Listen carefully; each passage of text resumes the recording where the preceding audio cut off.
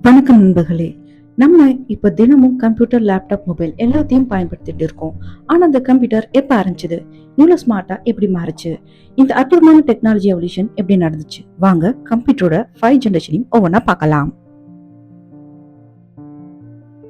முதல்ல ஃபர்ஸ்ட் ஜெனரேஷனை பத்தி நம்ம பார்க்கலாம்.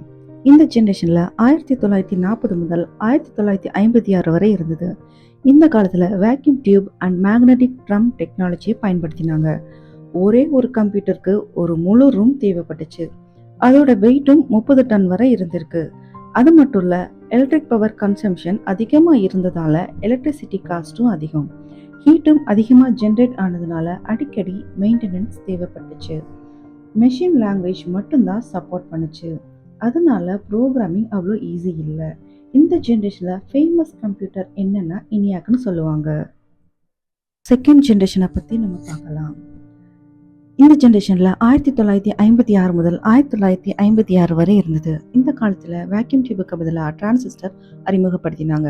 இதனால கம்ப்யூட்டரோட சைஸும் கம்மியாச்சு, ஸ்பீடும் அதிகரிச்சது. Electricity consumption குறைஞ்சதால காஸ்டும் கம்மியாச்சு. இந்த ஜென்ரேஷன்ல அசம்பிளி லாங்குவேஜ் பயன்படுத்தப்பட ஆரம்பிச்சாங்க. மேலும் யூனிவேக், ஐபிஎம் போன்ற கம்ப்யூட்டர்ஸ் இந்த ஜென்ரேஷன்ல உருவாக்கப்பட்டு கம்ப்யூட்டர் வளர்ச்சியை ஒரு முக்கியமான மாற்றத்தை ஏற்படுத்துச்சு. தேர்ட் ஜென்ரேஷனை பத்தி பார்க்கலாம்.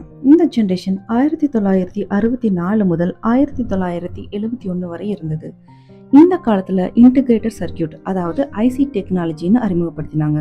முந்தைய ஜென்ரேஷன்ல ஒவ்வொரு டிரான்சிஸ்டரையும் தனித்தனியா பயன்படுத்தினாங்க. ஆனா இந்த ஜென்ரேஷன்ல பல டிரான்சிஸ்டரை ஒரே சிலிக்கான் சிப்புக்குள்ள பொருத்த ஆரம்பிச்சாங்க.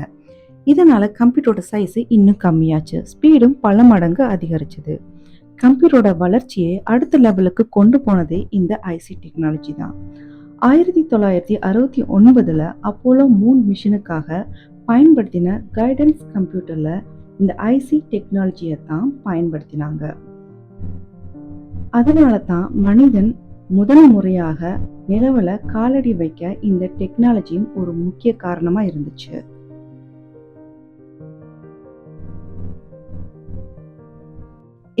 இப்போ ஃபோர்த் ஜென்ரேஷனை பத்தி பார்க்கலாம். இந்த ஜென்ரேஷன் 1971 இருந்து தொடங்குச்சு. இந்த காலத்துல தான் மைக்ரோ ப்ராசஸர் டெக்னாலஜியை அறிமுகப்படுத்தினாங்க. கம்ப்யூட்டரோட முக்கியமான ப்ராசஸிங் யூனிட்டை ஒரே சின்ன சிப்புக்குள்ள கொண்டு வந்தாங்க. இதனால கம்ப்யூட்டர் இன்னும் காம்பாக்டாகவும் ஃபாஸ்டாகவும் மாறுச்சு. இன்டெல் 4004 போன்ற மைக்ரோ ப்ராசஸரும் ஐபிஎம் பிசி போன்ற கம்ப்யூட்டர்ஸும் இந்த காலத்துல தான் அறிமுகமாச்சு. இன்னைக்கு நம்ம வீட்டில் பயன்படுத்துகிற டெஸ்க்டாப், லேப்டாப் இவை எல்லாத்துக்குமே அடித்தளம் போட்டதே இந்த ஃபோர்த் ஜென்ரேஷன் தான். இப்போ ஃபிஃப்த் ஜென்ரேஷனை பற்றி பார்க்கலாம். இந்த ஜென்ரேஷனோட மிகப்பெரிய சிறப்பு ஆர்டிஃபிஷியல் இன்டெலிஜென்ஸ், அதாவது ஏஐ. இந்த டெக்னாலஜியில் கம்ப்யூட்டர்ஸ் மனிதர்களை போல கற்றுக்கொள்ளவும் யோசிக்கவும் முடிவெடுக்கவும் ஆரம்பிச்சிருச்சு. இன்னைக்கு ஏஐ உதவியால் ரோபோட்ஸ் தானாகவே வேலை செய்யுது, வாய்ஸை ரெகக்னைஸ் பண்ணுது, ரோபோவை கண்ட்ரோல் பண்ணுது, காரு தானாகவே ஓடுது. சாட் ஜிபிடி மாதிரி ஏஐ டெக்னாலஜிஸ் நம்ம வாழ்க்கையில் ஒரு பகுதியாக மாறி இருக்கு. கம்ப்யூட்டரோட இவால்யூஷன் இன்னும் தொடர்ந்துக்கிட்டு தான் இருக்கு. ஒரு காலத்துல ஒரு ரூம் முழுக்க இருந்த கம்ப்யூட்டர் இன்னைக்கு ஏஐ வர வளர்ச்சி அடைஞ்சிருக்கு. அப்போ அடுத்த ஜென்ரேஷன் எப்படி இருக்கும்?